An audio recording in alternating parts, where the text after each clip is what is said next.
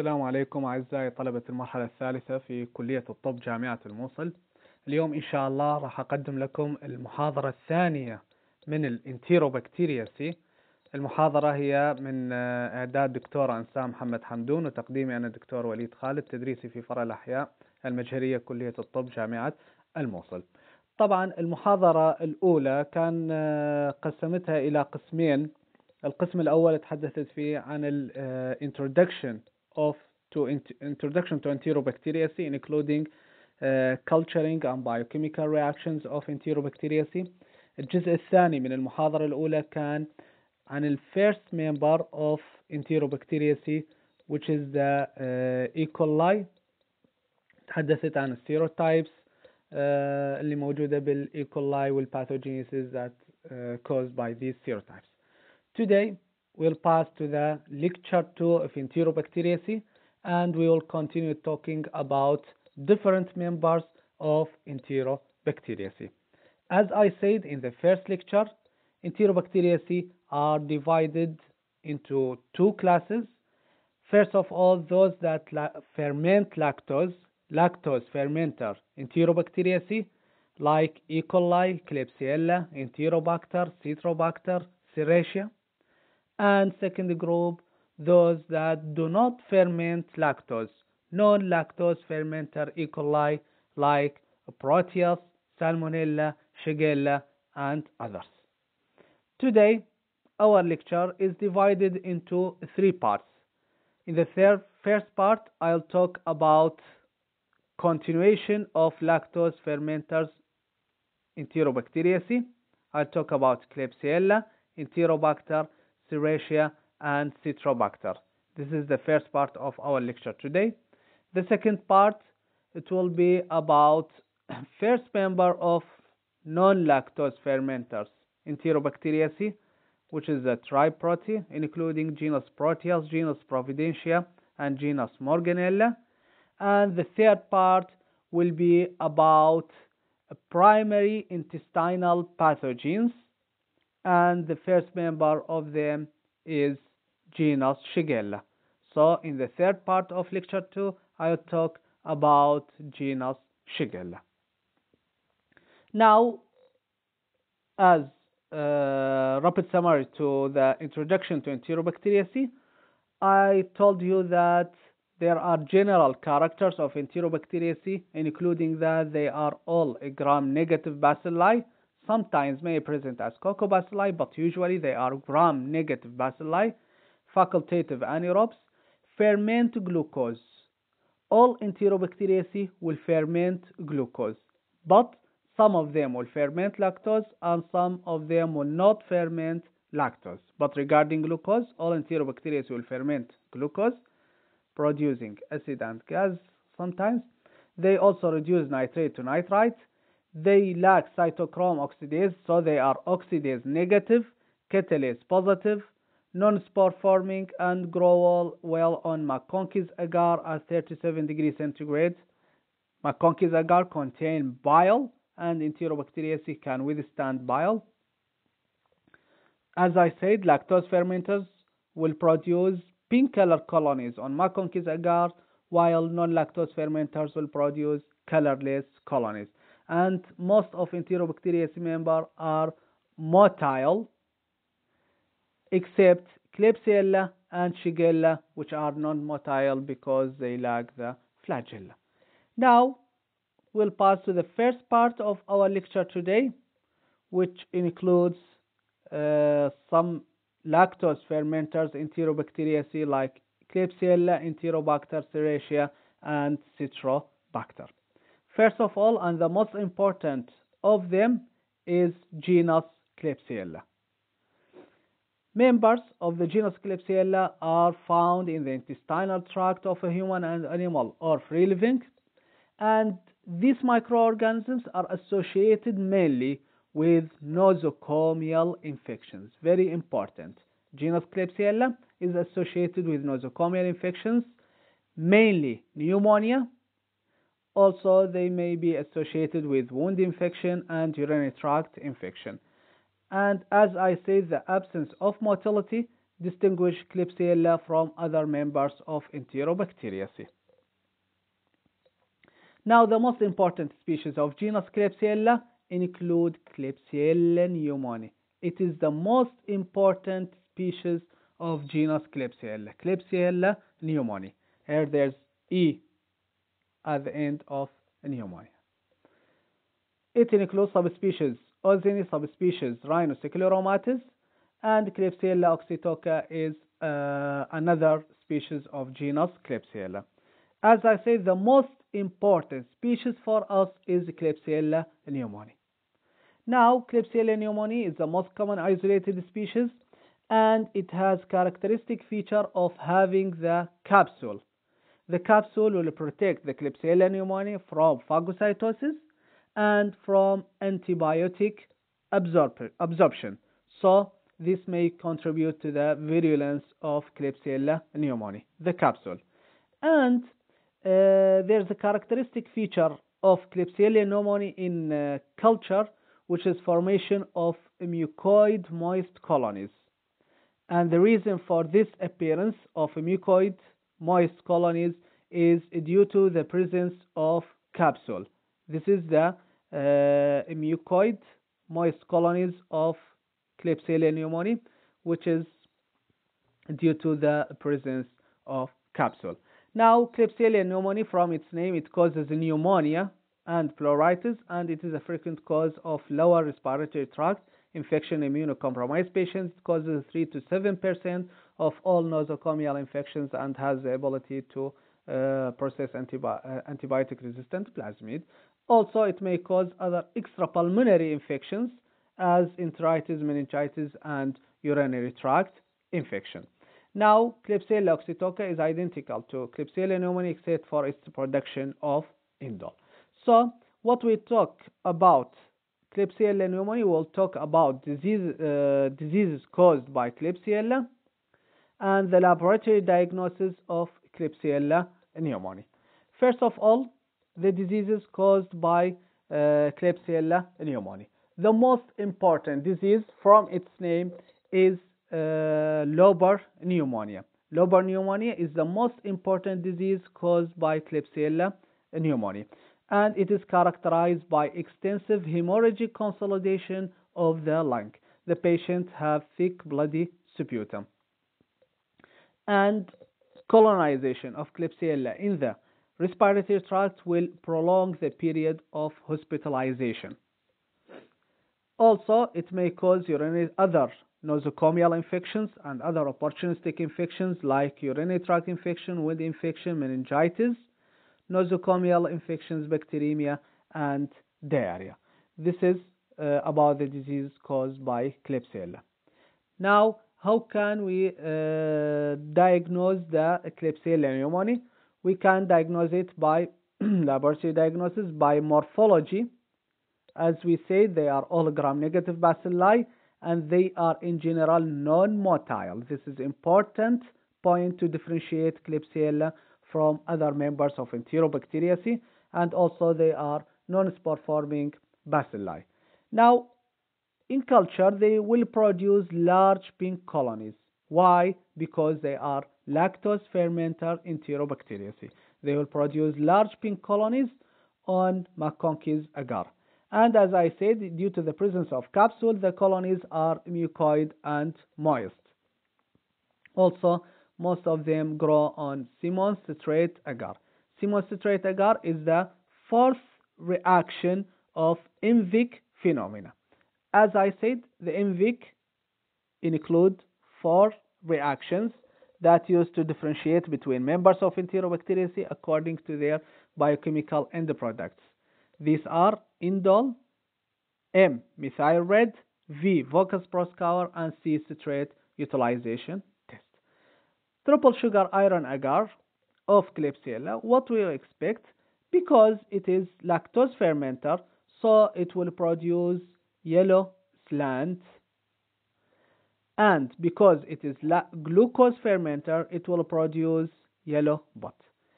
Because regarding triple sugar iron agar, as I said in the first lecture, that if the microorganism is a glucose fermenter, it will change the color of bud to yellow, producing acidic reaction. And if it is lactose fermenter, it will change the color of slant also to yellow, producing acidic reaction on the slant. And the reaction of triple sugar iron agar will be read as follow. A, this is represent the reaction in the slant. If it is acidic, if it is yellow, we will call it as A. But if it is alkaline, if it is red, we will call it as K. This is regarding to the slant.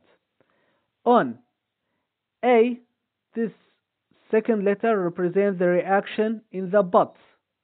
So if it is a glucose fermenter, it will ferment the glucose, producing acid, changing the color of bud to yellow. So if the bud is yellow, it means it is acidic. We will write A. This represents the reaction in the bud. A plus gas.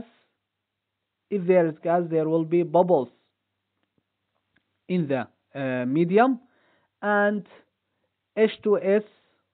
If there is a black discoloration due to H2S production, we will write it as H2S. Now regarding Klebsiella, there will be triple sugar iron agar. It will be A on A plus gas with no H2S. Acidic A, first A represent acidic slant, second A represent acidic bud with gas and no H2S due to lack of the presence of a black color. This is the mucoid moist colonies of Klebsiella, and this is the rose pink color on McConkey's agar because they are lactose fermenters. Now, first of all, morphology, second culture, three biochemical activities. They ferment glucose, lactose, maltose, and mannate with the production of acid and gas. The Envic phenomena, as I said, it will be negative, negative, positive, positive. It means it is negative in indole. Here there is yellow ring, no red ring at the top of the reaction in indole. It will produce negative methyl red test. Yellow color means negative methyl red test. Vocal spore scour will be positive, red, and citrate utilization test also will be positive, producing bluish color. So the Envic of Klebsiella will be negative, negative, positive, positive. Important point for Klebsiella for the differentiation is that it is urease positive microorganism. It will change the color of urease reaction from yellow to pink. It is urease positive. And it will not produce hydrogen sulfides, so there will be lack of a black color. Motility, because it lacks the flagella, so it is non-motile microorganism. And as I said in the previous lecture, motility is examined in semi-solid medium. If there is no growth around the stab, the culturing of microorganism, it means that this microorganism is non-motile. While if the microorganism is motile, there will be growth around this stab. So regarding Klebsiella, it is non-motile microorganism. It will appear as this appearance on semi-solid medium that is used to study the motility. Fifth point of diagnosis is by API. It is abbreviation of Analytical Profile Index. API represents many small test kits that is used to differentiate between different members of bacteria or yeast. For example, for Enterobacteriaceae, we have API 20E system. It is composed of 20 mini test chambers that include different biochemical reactions used to differentiate between members of Enterobacteriaceae according to these biochemical reactions. So this is all about the Klebsiella, and specifically Klebsiella pneumoniae. The diseases most common is lobar pneumonia. Also, it can cause other nosocomial infections like wound infection, urinary tract infection. Diagnosis by morphology, by culturing, by biochemical activities. The INVIC is negative, negative, positive, positive, and it is urease positive. Also by motility test, it is non-motile, and by API system. This is about the Klebsiella pneumoniae. Other members of lactose fermenting microorganisms including Enterobacter, genus Enterobacter. Genus Enterobacter is widely distributed in nature as water, and it may be associated with some opportunistic infection like urinary tract infection, respiratory tract infections, and wound infections and meningitis. And the most important two species of genus Enterobacter is Enterobacter cloacae and Enterobacter aerogens.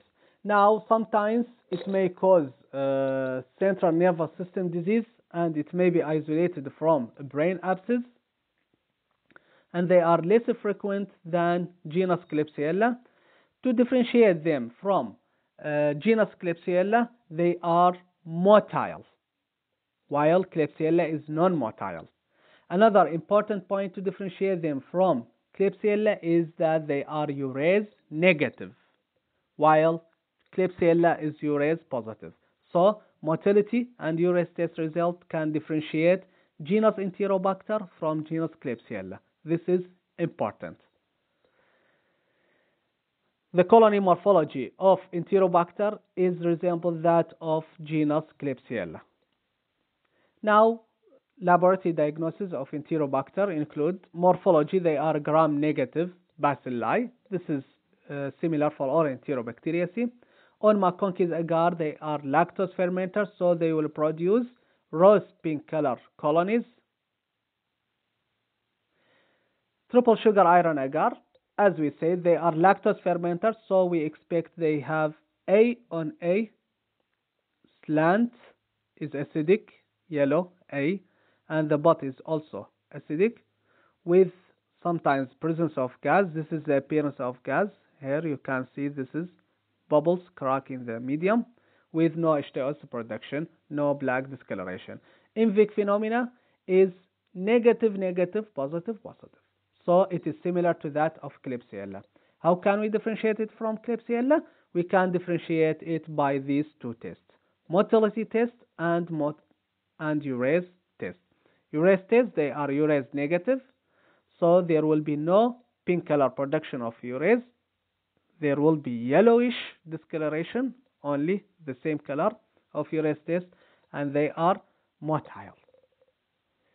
Also, we can differentiate them from other members by API, Analytical Profile Index system.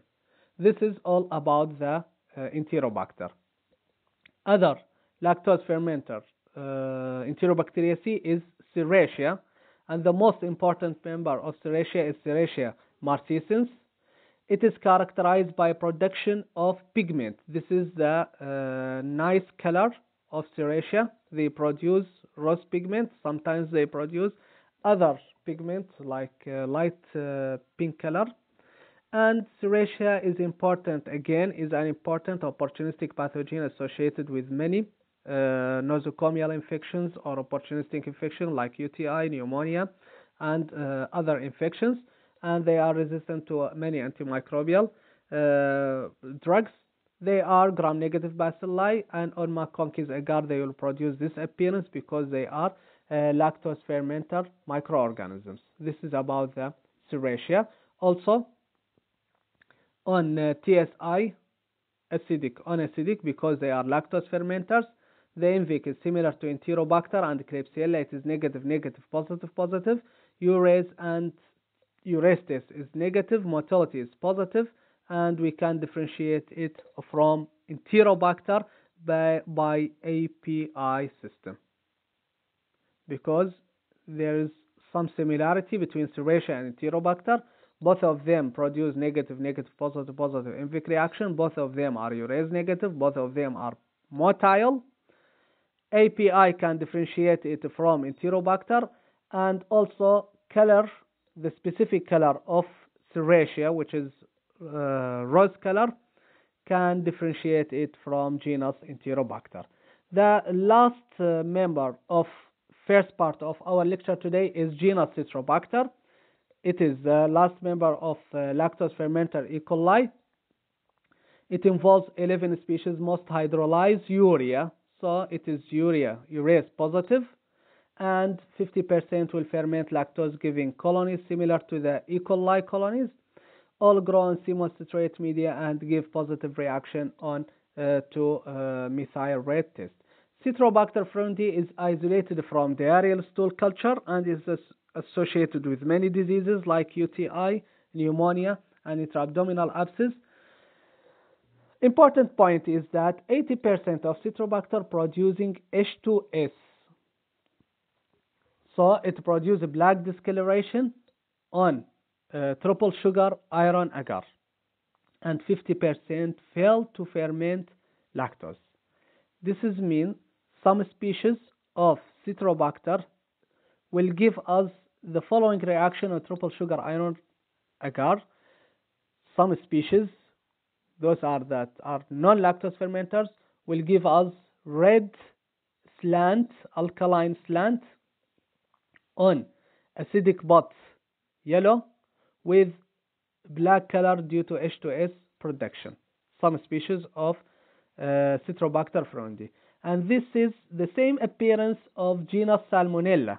Genus Salmonella is non-lactose fermenter, so it will produce alkaline slant over acidic pot with H2S production. So sometimes there is similarity between Citrobacter frundi and genus Salmonella on triple sugar iron reaction. How can we differentiate between them? We can differentiate them between them by urease reaction, because Citrobacter mostly is urease positive, while Salmonella is urease negative. This is all about the second part of our lecture today. We talk about genus Klebsiella, genus Enterobacter, genus Serratia, and genus Enterobacter, Citrobacter, Serratia, and Klebsiella.